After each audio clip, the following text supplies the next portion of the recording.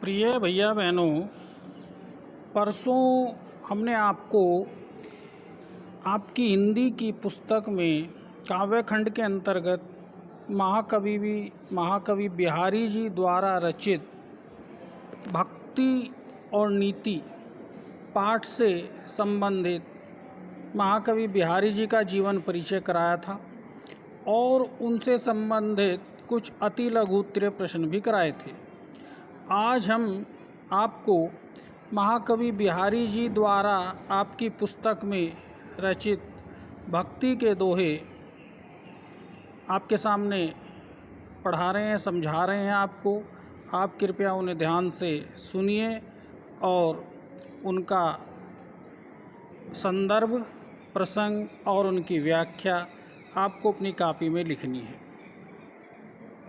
सबसे पहला दोहा है भक्ति से संबंधित। मेरी भव बाधा हरो राधा नागरी सोई, जा तन की झाई परे श्याम हरित दुति होई। इस पहले दोहे का आपको संदर्भ लिखना है कि प्रस्तुत दोहा हमारी पाठ्य पुस्तक हिंदी में काव्यखंड के अंतर्गत महाकवि बिहारी जी द्वारा रचित भक्ति नामक शीर्षक से अवतरित है। इसके पश्चात इसका प्रसंग लिखेंगे। प्रसंग में लिखेंगे कि महाकवि बिहारी जी ने प्रस्तुत भक्ति के दोहे में भगवान श्री कृष्ण की वंदना करते हुए राधा जी से प्रार्थना की है कि हे राधा जी, आप श्री कृष्ण से मेरी सांसारिक बाधाएं हरने के लिए प्रार्थना कर दीजिए। व्याख्या। महाकवि बिहारी जी कहते हैं कि हे चतुर राधा जी, आप मेरी भव बाधा, सांसारिक बाधाओं का हरण कर लीजिए। हे चतुर राधा जी, आप मेरी सांसारिक बाधाओं का हरण कर लीजिए।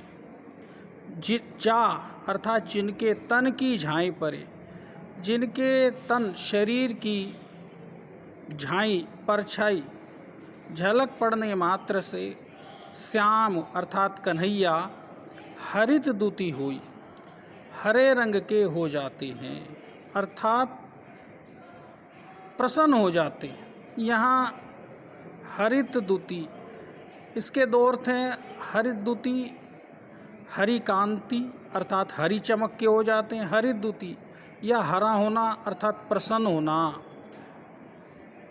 तो श्री कृष्ण हरी कांति के हो जाते हैं या प्रसन्न हो जाते हैं। तो हे चतुर राधा जी, आप मेरी सांसारिक बाधाओं का हरण कर लीजिए।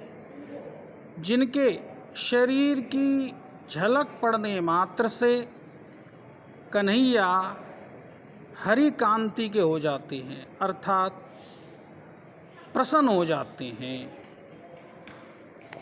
धन्यवाद।